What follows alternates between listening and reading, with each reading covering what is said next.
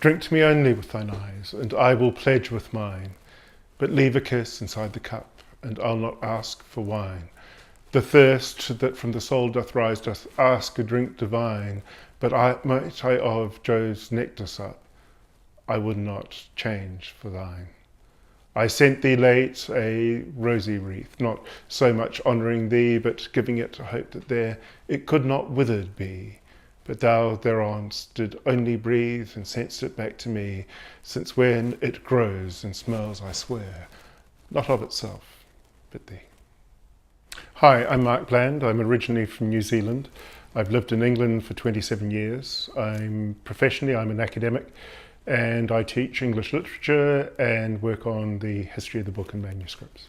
Literature, art and music are the product of the human imagination. They are an essential part of what we've recorded as a society from time immemorial, and they are basic to how we understand ourselves. The rude stuff's important because if you narrow the field of what you're allowed to say, increasingly you suppress all human dignity, all human emotion. You've got to be allowed to be rude to be human. Well, I think education is heading down the wrong hole very rapidly.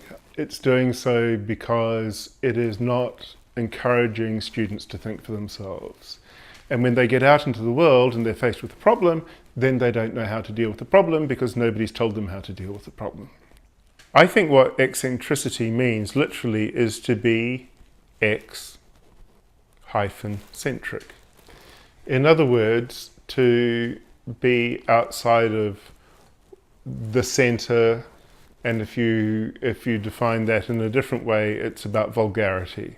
What is common is vulgar.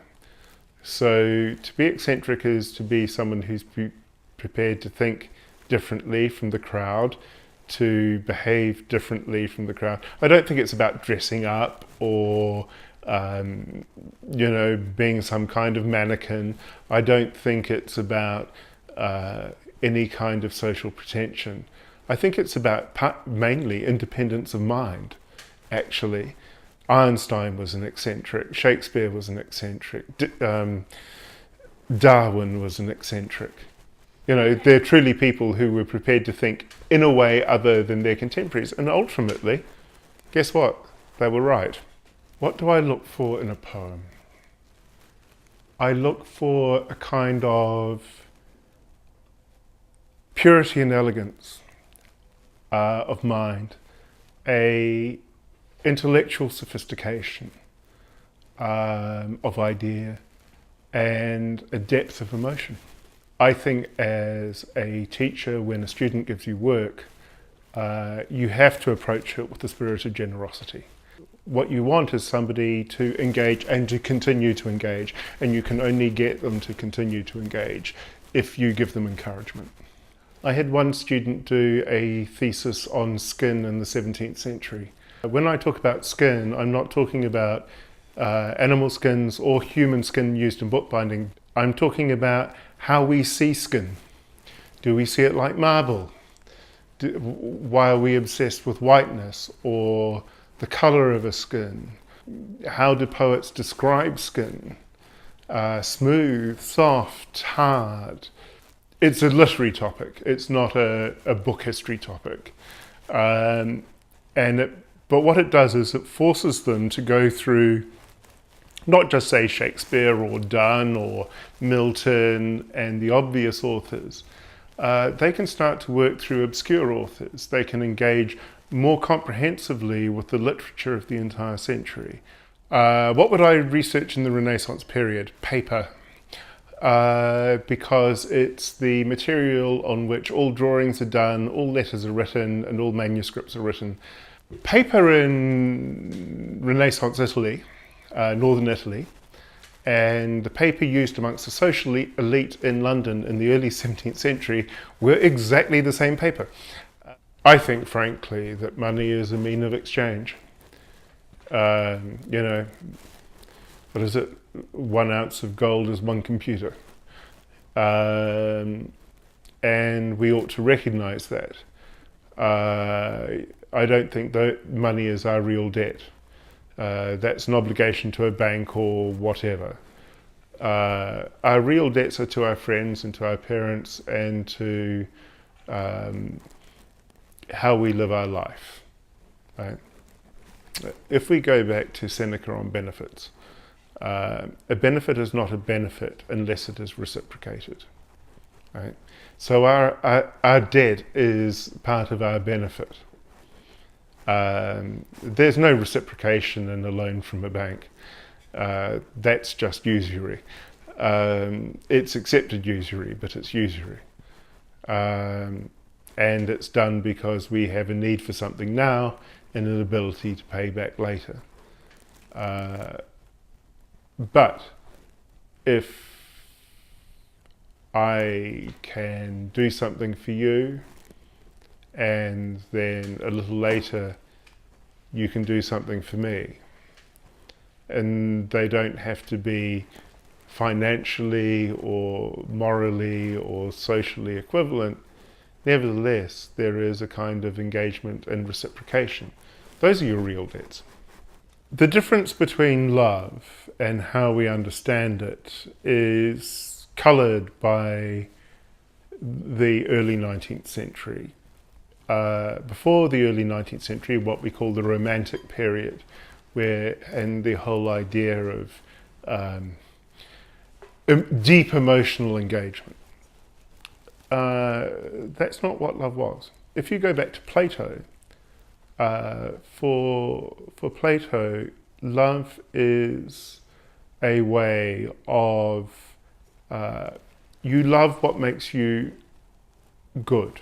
You love what makes you wise. You love the beautiful. And of course, that married very naturally with Christian theology in the late medieval period. Who is God? The good, the wise, and the beautiful. Right? So that's where the Christian Platonic tradition came from. Now, of course, in that sense, you love somebody who essentially makes you a better human being. If you look at the chivalric tradition and you look at how people behaved in medieval society, they were bastards, right? They treated women badly, and so on and so on. And so what is the ideal of the knight? To be good to women, to be modest, to be... Were knights modest? Were knights good to women? No. In the early modern period, the Renaissance, you get that overlaid by the Platonic conception. And then suddenly you get this 19th century version of, oh, I really love her. It's all about me and her, right? Or really, it's all about me.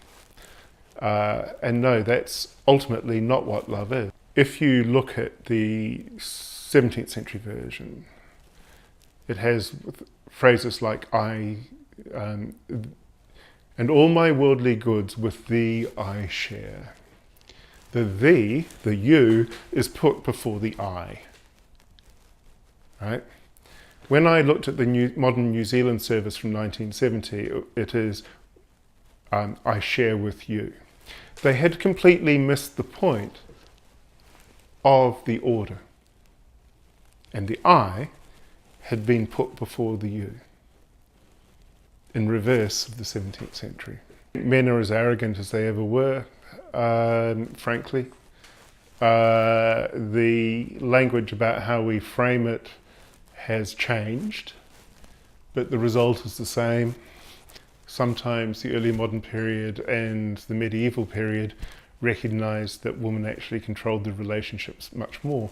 The past is important because it connects to the same idea. The past, if we don't learn from what we've done, if we don't engage with our history, then we're doomed to repeat all our mistakes over again, and that's a disaster.